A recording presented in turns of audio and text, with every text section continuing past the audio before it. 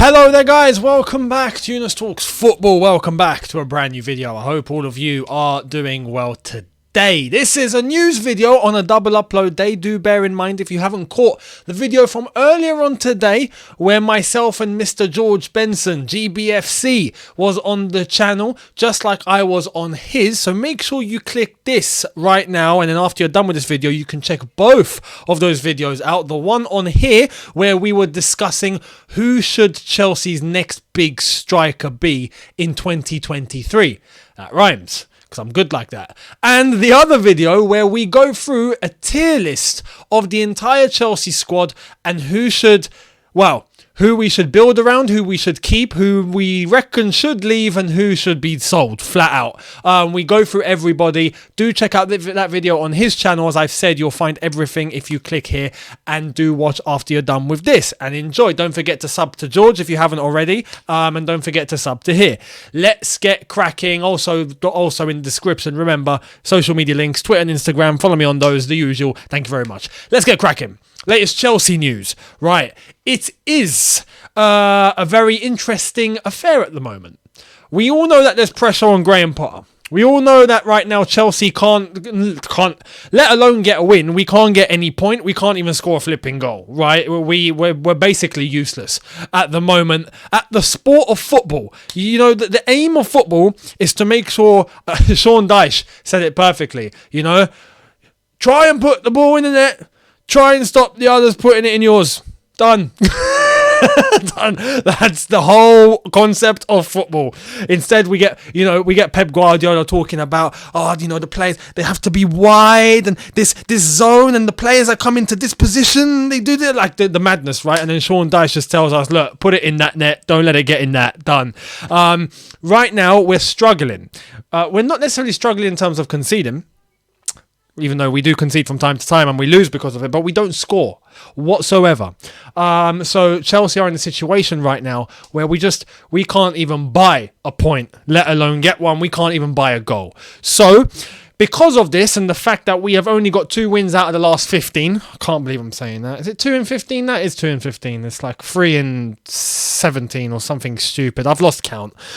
I've lost count of all the mad stats. Another stat, yeah, you want to hear another one? Real Madrid beat Liverpool 5-2 yesterday. Outstanding result. Unbelievable how they scored 5 at Anfield. Real Madrid, you got to show us how to do that. By the way, Chelsea in 2023 have scored less goals than Real Madrid did in England in the space of 70 minutes.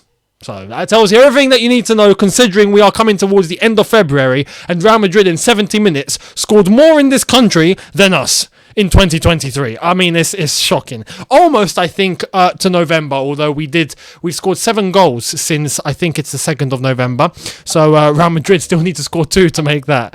Can't believe it. Anyway, because of what's going on, Chelsea have held an emergency meeting. Now, this is probably going to be great news to many of your ears. However, it's not what you think, right? It's not what you think. Normally, an emergency meeting tends to be, okay, look, we need to gather around, right? Manager not here. It's the owners. It's the board. We got to make a decision, guys. What the hell's going on? That's an emergency meeting.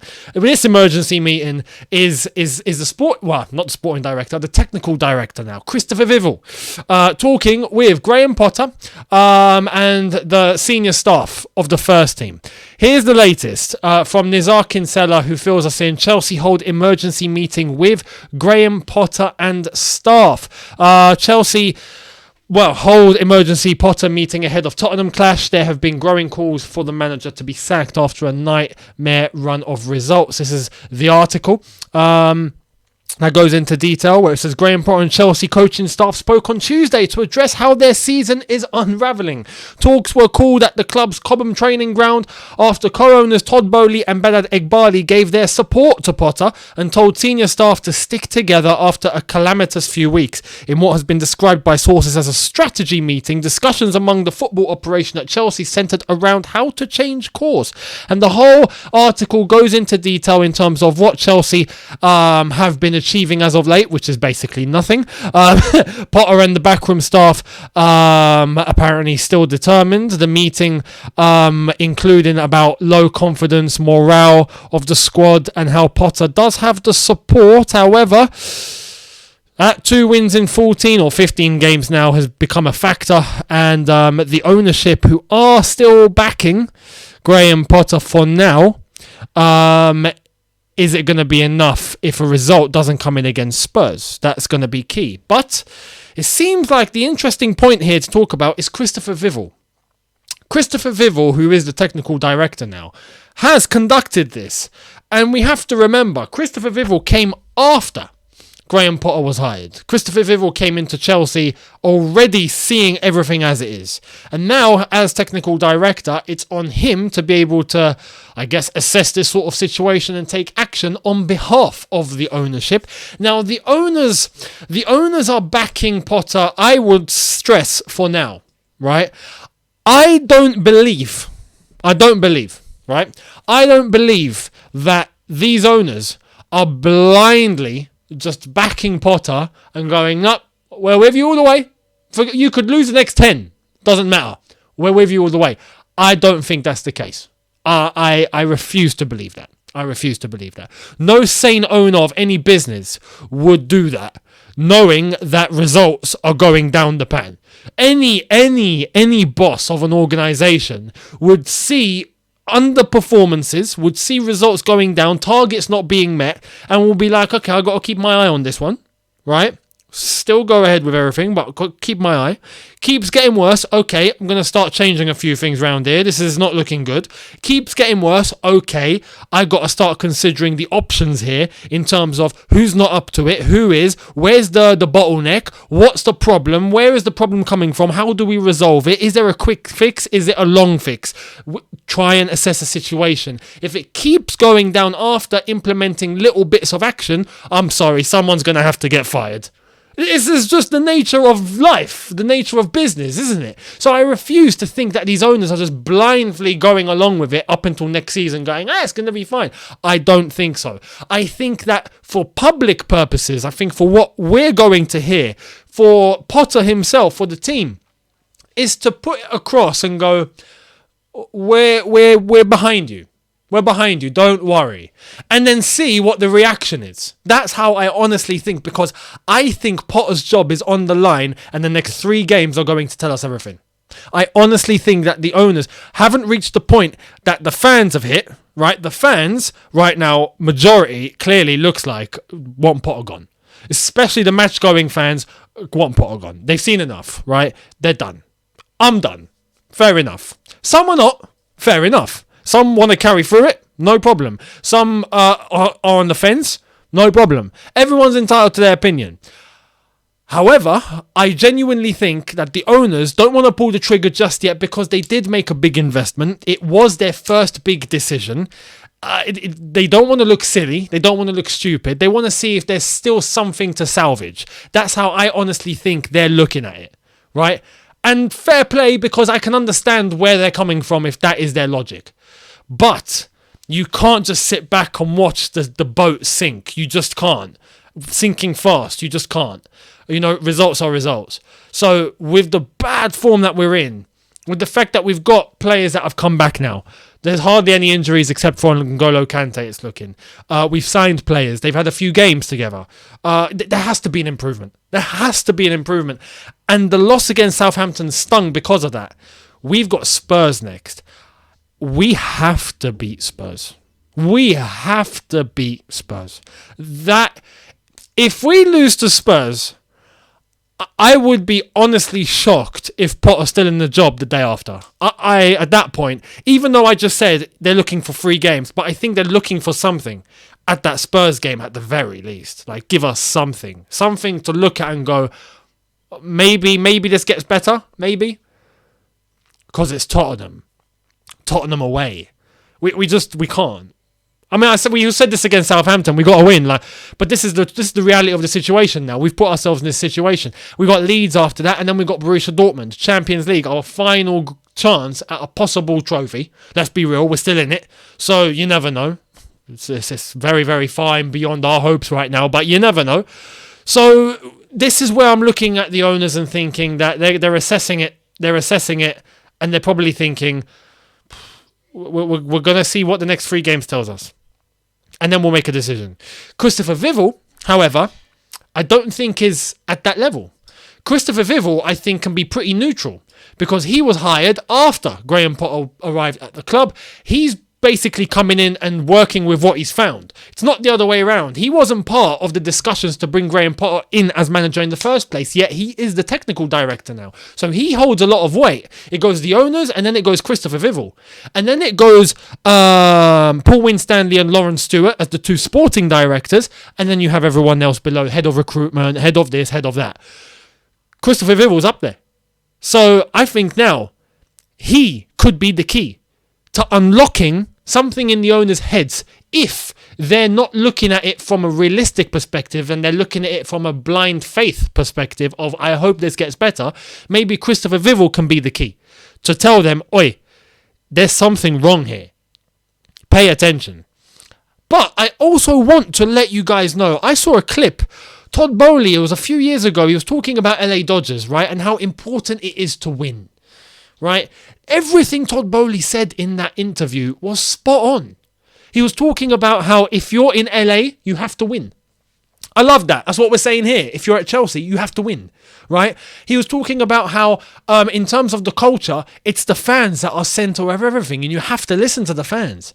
You know, the moment you start going in a different direction, you got to bring yourself back to the nucleus of the success, which is the supporters and what their view is. He was saying this, and I'm thinking, well, okay, that means surely you either are listening to us and you can clearly hear what's going on and you're aware of it, and you know you understand how important it is to win and where we're coming from. Cool. Or you've changed your mind somewhere along the way and you're ignoring. I would like to think that the owners are paying attention and they do stick to that principle. Everything they've done so far is correct, I would say, except for the appointment of Graham Potter. So I think they are paying attention. But they don't want to just sack for the sake of sacking. I think they want to be 100% convinced that this cannot work. And a lot of fans, like myself, are already there.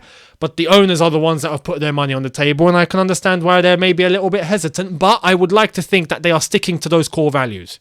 Surely. This is Chelsea Football Club. We're elite. We have to remain at that standard. We have to remain at that level. And the truth of the matter is, these results are unacceptable. And they can't continue. And we got Spurs next. Now, Paul Merson, not really the guy that many people go to for expert insight. But I heard him on Sky Sports and I was like, you know what? You got a point here. You got a point. Here's what he had to say. I want to share this with you because I think this is the general consensus going into Sunday. He says, it's Spurs. If he loses this one, I'm not sure there's a way back because the fans will go ballistic. This game can change everything though. If Chelsea beat Spurs, Potter can become a hero. Now, I do want to stress, hero is an exaggerated word here. I don't think he becomes a hero for beating Tottenham. Beating Tottenham should be a standard thing. But let's be honest, the matter of the situation, the way that Chelsea are playing at the moment, it's not going to be a standard thing. It's going to be a very difficult thing to do. Especially playing against an Antonio Conte team where Conte might not even be there. And it seems like they do better when he's not there. And Harry Kane's on form now. So, you know, we've got to be careful. But I do understand where Paul Merson's coming from. If Chelsea lose against Spurs, it's an accumulated amount of losses, and then it's Spurs. You lose to bottom of the league, managerless Southampton, and then you lose to Tottenham. It's just it's like getting kicked in the nuts after you've been knocked out, and you're basically 10% awake, and that's just the final blow. You know, it's being kicked while you're down. It honestly is, because it's Tottenham. The match-going fans, the ones that were booing their heads off against Southampton, are the ones that are going to be there at the Tottenham Hotspur Stadium. I like to call it White Hart Lane. It's not that anymore, though, is it? But they're going to be there. It's going to be them that these lads have to face. Man, you better get a result. I'm just saying, you better get a result. If not, it could turn ugly. But it's also an opportunity, and I do agree. If we do beat Tottenham, that gives Graham Potter a little bit of breathing space for the Leeds game and potentially the Dortmund game. Because I said this for Southampton, but I'd like to think we get a result against Leeds. Although I can't even convince myself of that anymore because I said that against Southampton and I meant it. And look what happened. For this, I don't know where a point or a goal is coming from. I really don't. But I'd like to think that we are going to win a football match at some point, surely. We have to. We have to. Do you know what I mean? Like, it could go so bad, but no matter what, even if you're fighting relegation, you're in 20th position, you're Southampton, you still get a win. Look at Southampton, bottom of the league, right? Look at the mess that they're in. They didn't get a win in I don't know how many flipping games. They came to Stamford Bridge and they won. Like, you are going to win a football match at some point. I'd like to think that Leeds will be that. But I can't convince myself of 100% certainty that that is going to be the case. I can't. I don't know where a win's coming from. But beating Spurs is a start. 100%. But if you don't, oh man, as I said, it could turn ugly. It could turn ugly. Let me know your thoughts down below in relation to all of that and how you think it's going down. But to wrap it all up in terms of the meeting and going into Spurs before we get into the final topic to end the video, I do want to stress, I do genuinely think when you start hearing about emergency meeting and you start hearing about certain conversations, and that means things are happening. And I'd like to think that there is pressure now. There is pressure. You know, Potter's not stupid. I'd like to think he's not dumb, right? The owners are not stupid. They're not dumb. People at the club are not dumb. There are smart people that work at Chelsea Football Club. Everyone can see what's going on, right? Potter would be dumb to think that he's not under pressure. The owners would be stupid if they think they don't need to put pressure on. I honestly really believe that deep within their heads, they know how bad it is. And I think if it keeps going in that direction, they know what they have to do. And Potter knows if it keeps going on like this, he knows what the result will be. Let's not kid ourselves, right? We are still watching football. We are still watching a top Premier League team. We are still in the same sport, in the same circumstances that we've been in before with other managers, that we've seen at other clubs with other managers. At the end of the day, when the results don't come, there is going to be a change. That's just the nature of the beast. I think no one is oblivious to that. I think people want to shy away from that just for the sake of convincing themselves that we're going to go through a process. But the truth of the matter is this, and everyone knows this, when the results hit a certain line, I've always said this, action will be taken. That is just how it is. I honestly think it will happen if we keep losing. If we keep losing, it will happen. But I hope we beat Tottenham, because losing to Spurs just hurts. It's just painful. So we'll see what happens on Sunday. Let me know your early predictions. I'd love to hear it. Now, to wrap up, I thought I'd give you guys a little bit of a giggle. Right, here's what former Bayern Munich CEO Rummenigge had to say. And Rummenigge, who was a fantastic player, let's have it right, done good things for Bayern Munich, both as a player, both as a director, as, you know, CEO. I feel like he done a good job. But here's what he's had to say about Chelsea. Very interesting. English clubs spend crazy money whilst other clubs go ahead between scandals and financial crisis and still bring trophies home. Chelsea wasted hundreds of millions of dollars just to find themselves 10th in the table. Ah, mate, that's hilarious. That's actually funny. And you know what? He's not wrong. To a certain extent, he's not wrong. But can I just bring to his attention that, yeah, we may have spent millions and millions of dollars or pounds or yen or whatever currency you want to flip and use, right? Euros, all sorts. We may be 10th, yes. But we haven't hijacked an entire league. You know, we haven't monopolised an entire league. Bayern Munich want to come out here and complain whilst they win the Bundesliga every single flipping season, because it's almost like they win it by default because they've absolutely blitzed the Bundesliga and the gap between them and the rest is stupid, right? So I don't know what he's complaining about. Also, talking about throwing money out of the window, because we didn't throw money out the window, I don't think. We invested like everyone else has to. It's just the truth of the matter is the Premier League is a very marketable league and money is in the Premier League, unlike the Bundesliga. So, you know, I'm sure if he was competing in the Premier League, he wouldn't be complaining because he'd be getting more money anyway. But the truth of the matter is, didn't he bid for Callum Hudson-Odoi and try to put 70 million on the table for Callum? Or was it 60? Somewhere around there. So I don't know what he's talking about throwing money out the window, because when you look at Callum Hudson-Odoi play football now, his decision to try and bid that much looks a little bit silly now, doesn't it? So, Rummenigge, you know, stay in your lane. Stay in your lane, focus on your Bayern Munich, and forget us. Yeah, simple as that. Forget us. I know you're still probably a little bit sour at the fact that we beat you guys in the Champions League final in 2012 when we shouldn't have, and it is what it is. So yeah. Anyway, I know there's going to be that one guy in the comments that goes, "Oh, but shut up. Bayern Munich's European legacy is much bigger than yours." It is, absolutely it is, and I'm not contesting that. But yeah, the points that he's made, irrelevant. Irrelevant. Anyway, this is what you do, man. We criticise Chelsea and the way it's all running, but you got to defend the club and the colours till we die. It is just how it is. When someone external talks, no, we're all blue. Yeah, we all defend our lot to the end. To the end. Yeah, I don't care who it is. To the end. Anyway. Let me know your thoughts down below. Much appreciated in terms of everything I've discussed today. And don't forget, catch the video from earlier on. You can hit that now over here. So make sure you click that link and enjoy, as well as the video that I done on George's channel earlier on too. So make sure you catch both of them. And I will see all of you tomorrow for a brand new one. Have a good one, people. Hit the subscribe button if you are new. Hit the notification bell to be notified once I've uploaded. Smash like button if you've enjoyed this. And I will see all of you tomorrow. Have a good one, people. See you then. Take care and peace.